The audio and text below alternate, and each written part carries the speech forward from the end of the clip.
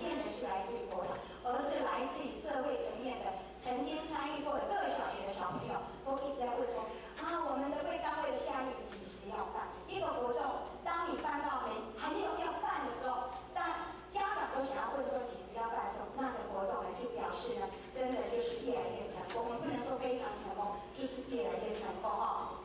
好，那么活动的目的，第一个就是要认识自己。为什么是认识自己？因为呢，当你住在那个环境啊，田老师，你本来口才就很好，不是，或许一直从国小到国小、国中、高中，或许是小从5、6年级，因为妈妈得了鼻咽癌，进了台大，把家里的家当都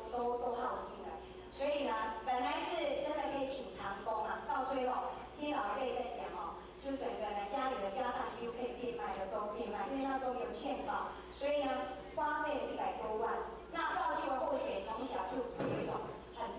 自卑，就是说从小没有妈妈的孩子，没有爸爸的孩子很可怜，很奇怪，只要没有妈妈的孩子啊，人家就会唱那一首歌，没有妈妈什么。哦，很好聪明，我不是要唱那首歌，我要唱的是《象征草》那首。哎，对呀，也是这首歌啊。哎，你们真的讨论后续。这个比较有趣还是这个有吗？那这个比较好。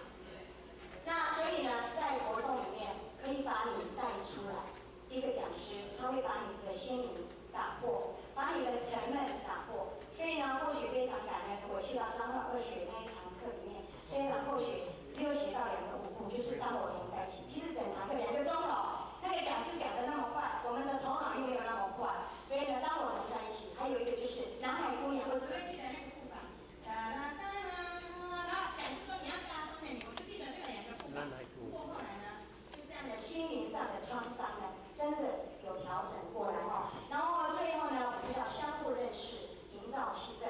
制造机会，打破这个陌生，感动和凝聚整个团队的共识力。那我们也曾经办过那个叫做未婚男女的那个活动，哇，那个县政府办的那个活动才超棒。然后姐要负责去主持，还要当红娘、当媒人婆，真的这是真的。而且去年主持好几场，还要当介绍人，